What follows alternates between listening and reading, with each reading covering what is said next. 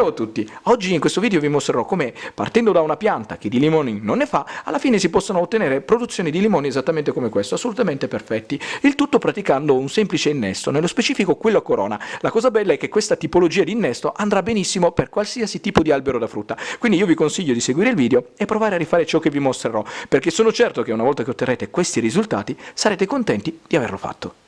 La pianta del limone, come del resto tutte le piante di agrumi, se nate da seme, proprio come questa, quando cresceranno purtroppo molto probabilmente non daranno origine né a fiori né a frutti, e se lo faranno saranno piccini e acerbi, quindi l'unico modo per essere poi certi che questa alla grande produca dei limoni buoni sarà quella di sottoporla all'innesto. Però non è l'unico motivo per il quale si innesta una pianta, potrebbe esserci anche la possibilità di cambiare la varietà del limone, quindi da uno piccino a uno più grande, o addirittura la varietà dell'agrume, quindi passare da un limone a un arancio.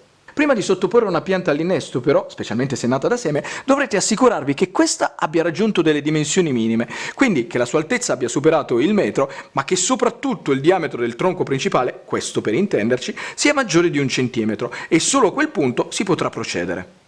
A quel punto semplicemente si taglierà il tronco in modo da togliere via tutta la parte erbacea e i rami e lasciare solo il tronco principale, che diventerà il vero e proprio portainnesto. Questa è una pianta di circa 10 anni e l'innesto su questa servirà essenzialmente per cambiarne la varietà. Quindi la prima cosa che occorrerà fare sarà quella di praticare un taglio netto nel tronco principale al fine di eliminare tutto ciò che c'è sopra e lasciare soltanto il tronco come portainnesto. Quindi scegliere il punto adatto dove andare a tagliare è davvero importante, ne va proprio della buona riuscita dell'esperimento, quindi quando lo farete dovrete stare attenti essenzialmente a due cose. La prima è che il punto di taglio sia perfettamente dritto, in modo che poi le marze vadano a coincidere perfettamente. Quindi qui c'è una curva e non va bene, qui ce n'è un'altra, non va bene. In questa parte di tronco, la parte ideale sarebbe tra la fine della prima curva e l'inizio della seconda, quindi qui, tagliando in modo perpendicolare più o meno a metà. La seconda cosa invece è che la pellicina esterna, quindi la corteccia, sia perfettamente sana ed integra, quindi non dovrà presentare tracce di funghi, muffe o batteri, o peggio ancora rotture o, come in questo caso, strozzature. Questa parte del tronco invece rispecchia tutte le caratteristiche che dovrebbe avere il punto di taglio, proprio perché è perfettamente dritta e tutta la parte esterna della corteccia assolutamente sana ed integra. Ed una volta scelto il punto non resterà altro che praticare il taglio vero e proprio. Normalmente vi direi prendete delle cesoie e, praticando il taglio in maniera che venga poi un taglio perpendicolare all'asse del tronco, semplicemente tagliare, ovviamente dopo averle sterilizzate. Però questa è una pianta che è già adulta, quindi il tronco è molto duro. L'unico modo per tagliare poi il tronco in questo caso è utilizzare un seghetto, mi raccomando a maglie molto fini, perché il taglio che dovrete ottenere dovrà essere un taglio il più pulito possibile. Quindi semplicemente andare e fare questa operazione.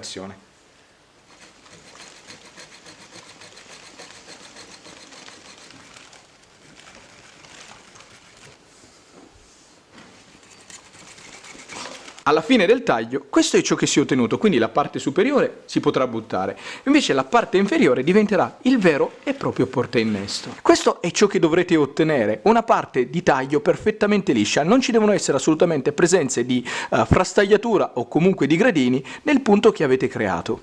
Adesso procurarsi un coltello, se ce la fate quello per innesti andrà benissimo, tassativamente con la punta e ben affilato, e semplicemente fare questa operazione.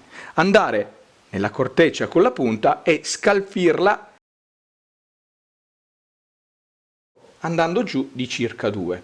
Provo a mostrare meglio l'operazione come vada fatta, quindi semplicemente con la punta andare, appoggiare alla corteccia, affondare di qualche millimetro e tirare giù. Lo scopo è separare la corteccia dal tronco in modo che i punti di cambio vengano separati in questa maniera.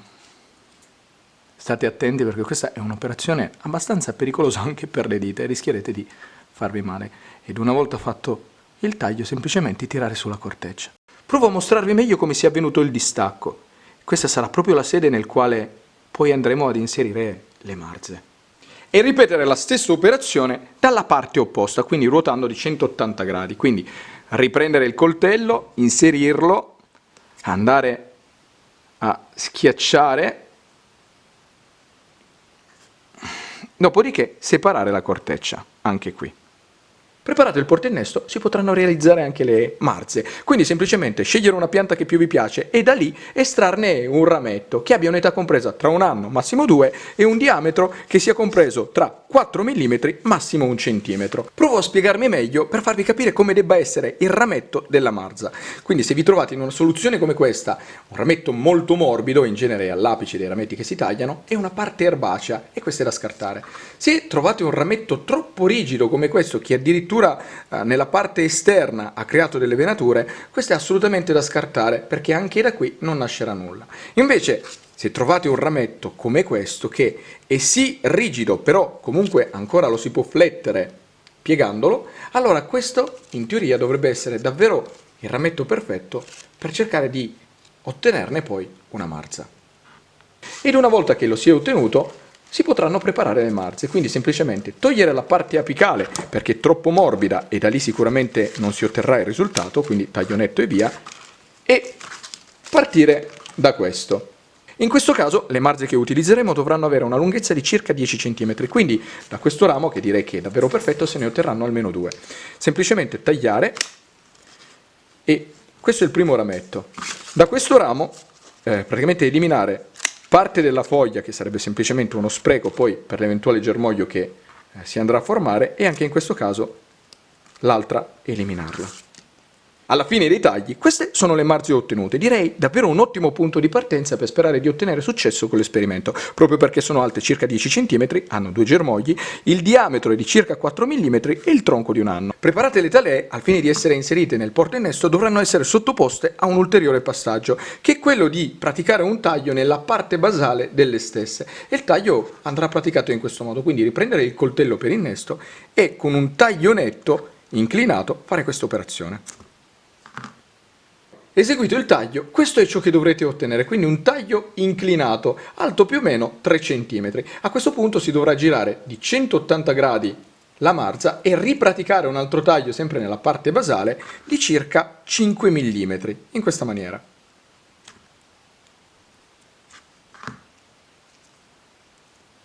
Quindi, primo taglio, secondo taglio, e a questo punto la marza è davvero pronta per essere inserita all'interno del portainnesto. Preparata la marza e praticati i tagli, non resterà altro che unirli letteralmente, semplicemente facendo toccare la parte dove c'è il taglio più grande con la corteccia, quindi girarlo in questo caso, ed andare semplicemente ad inserire all'interno, in questo modo. Stessa cosa la si farà anche per l'altra marza, quindi dove c'è la parte maggiore di taglio verso la corteccia e semplicemente inserire, in questo modo. E questo è il risultato finale. Ai fini dell'attecchimento dell'innesto è importantissimo che i punti di cambio della marza vadano a coincidere perfettamente con quelli del portainnesto, quindi bisogna capire cosa siano e dove sono. Il punto di cambio è il punto nel quale si crea o la parte legnosa oppure la parte esterna, la pellicina, e si trova proprio tra uno e l'altro. Lo si riconosce perché è il filo nero che troviamo tra i due, quindi quando finisce la parte chiara, il tronco, e inizia la pellicina, c'è un piccolo filino nero. Quello è il punto di cambio. Provo a mostrarvelo meglio. Qui si trova il punto di cambio ed è proprio qui che dovrà essere inserita la marza. Ovviamente la parte viva della marza dovrà andare a coincidere con la parte viva del tronco. I punti di cambio della marza invece li troviamo lungo tutto il perimetro dove è avvenuto il taglio. Saranno proprio loro che dovranno andare a coincidere con i punti di cambio del portainnesto. Quindi tutto questo filo. Provo a mostrarvi meglio come avviene l'inserimento della marza all'interno del portainnesto. Quindi ci sono 2 tagli, quello piccino e quello grande. La parte di taglio maggiore, quindi il taglio grande, deve andare a toccare e coincidere perfettamente col tronco che abbiamo appena liberato. Quindi semplicemente girarlo verso il tronco ed andare ad inserire così. E spingere all'interno, in questa maniera. Questo è il taglio piccino, è importante anche lui, infatti quando inserirete la marza dovrete fare in modo che la corteccia del portainnesto vada a coprire anche lui, quindi quando lo inserite arrivate fino in fondo e questo è il lavoro che dovrete ottenere, una parte di corteccia che lo va a coprire. Il periodo ideale per eseguire l'innesto è tra il mese di marzo e quello di aprile, volendo qualche giorno prima oppure qualche giorno dopo, proprio perché in questi mesi ci sarà la linfa che andrà in circolo all'interno della pianta tra la corteccia e il tronco. Questa linfa, quando andrà in circolo, permetterà che i due, una volta incisi, si possano distaccare senza problemi. Se non avverrà questo lavoro, quindi se non riuscirete a staccare la corteccia dal tronco, non si riuscirà materialmente ad andare ad inserire la marza e quindi l'innesto non lo potrete fare. Arrivati a questo punto, prendere semplicemente la raffia che abbiamo bagnato e andare a chiudere il tutto in questa maniera, partendo circa 4 cm sotto, semplicemente girare e stringere in modo da chiudere il tutto.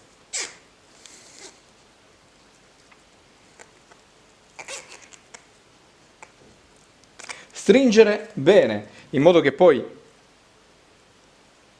le marze vadano ad aderire in modo perfetto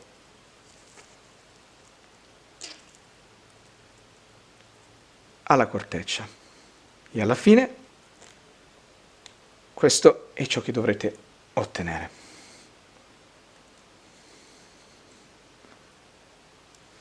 Ed una volta applicata, così è come apparirà l'innesto, quindi delle marze perfettamente aderenti al portainnesto. Considerate che adesso la raffia è bagnata, quindi il suo volume è maggiore rispetto a quando si asciugherà. Infatti, appena perderà l'acqua, il suo volume si ristringerà e mentre si ristringerà lei, praticamente andrà a ristringere e fare aderire ancora meglio le marze al portainnesto.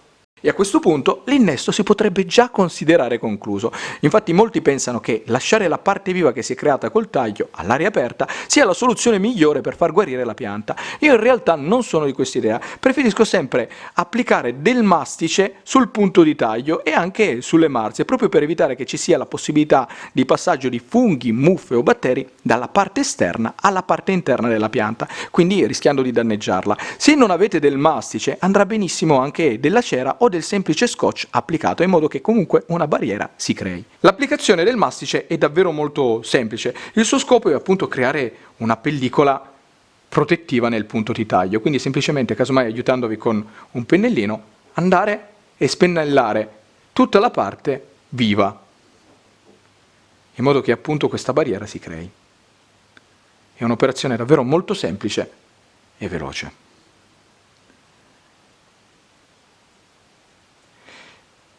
Finito di applicare il mastice sul punto di taglio del portainnesto, lo si potrà fare anche sulle marze, semplicemente toccandole. E arrivati a questo punto le operazioni si potranno considerare definitivamente concluse. Nell'ipotesi però che vogliate creare un ambiente davvero ideale nel quale fare attecchire le marze, basterà prendere un sacchettino di plastica e semplicemente chiudere il tutto all'interno in questo modo. Dopodiché chiuderà la base. Così facendo si creerà un vero e proprio microclima con temperatura e umidità costante all'interno, ma soprattutto che proteggerà le marze da eventuali gelate, freddo e intemperie.